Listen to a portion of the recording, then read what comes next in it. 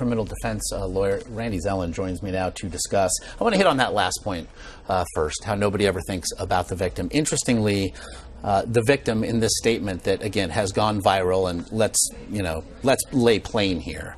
One of the reasons we're talking about this is because it was a decision rendered in a social media age. But the victim pointed out in a long statement that she read, ruin a life, making reference to what he had said. I've ruined a life. One life, yours. You forgot about mine. Let me rephrase for you. I want to show people that one night of drinking can ruin two lives. You and me. You are the cause. I am the effect. It seems to be, if nothing else, a snapshot of the furor and the outrage that we've seen in the last 24 hours. Those are powerful, powerful words. And this is one of those situations where there is no right, there is no wrong, there is no black, there is no white. There are two sides to this coin, and it can depend on whether you're a male or female. It can depend on whether or not you've ever been a defendant, you've ever been a victim. It could depend on whether you are a parent. But I will say one thing, the victim is always considered. And how do I know that?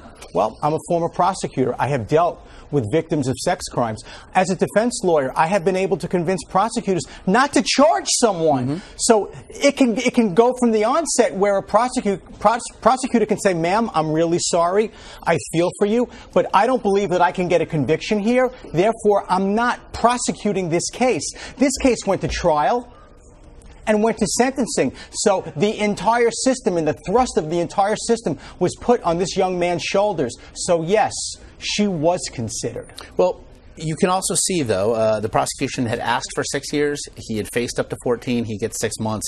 In this letter, she lays out, yes, a trial happened, but at no point did he ever take responsibility for it. And in, again, a very lengthy statement, she pointed out the evolution of his defense, pointing out that initially he said that there had been no discussion whatsoever, that they came back months and months later, and all of a sudden he'd remembered, yes, in fact, she had consented, that there were, some would say inaccuracies, others would say evolution, others would say this is an example of white male privilege.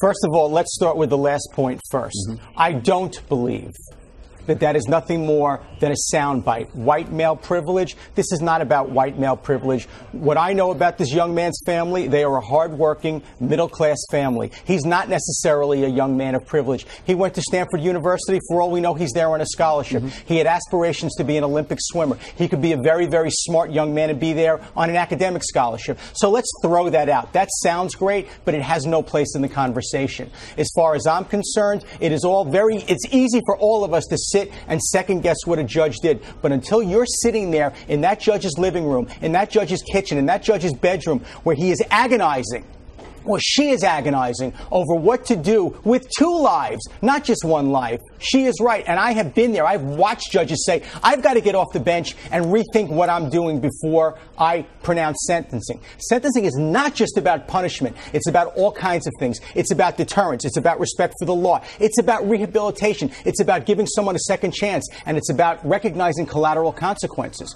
So it's not just about taking him and throwing away the key. But isn't it also about recognizing exactly what it is we're talking about here? As a defense attorney, again, his father wrote a letter as well. It was submitted before sentencing. His father wrote this, speaking about his son. His life will never be the one that he dreamed about and worked so hard to achieve, something you can understand a father would say. But his father then went on to write this sentence.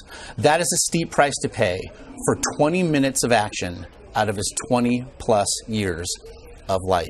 Reducing a rape to 20 minutes of action certainly thrusts this to a place far beyond a decision rendered by a judge, does it not?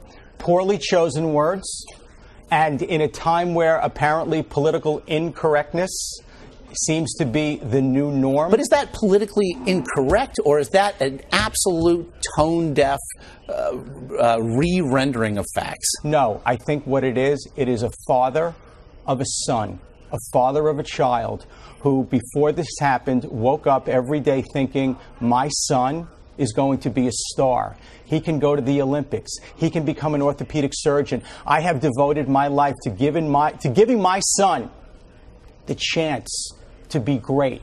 And that opportunity is forever lost. He may have written something very differently if it was his daughter No more than if, again, the father of the daughter were the father of him. Maybe the letter that he would write to the court is very differently. In other words, it's all about perspective. There is no right. There is no wrong. This is a tragedy of untold proportions. Admittedly, and I do want to point out, she also asked in her statement, what if he'd been a middling student at a junior college with no Olympic aspirations? Might the sentence have been better? Very quickly, because I do have to let you go eventually. The judge, Aaron Persky, in question again. He's running for re-election. He was running unopposed. There's now an online petition that has over 12,000 signatures calling for his recall.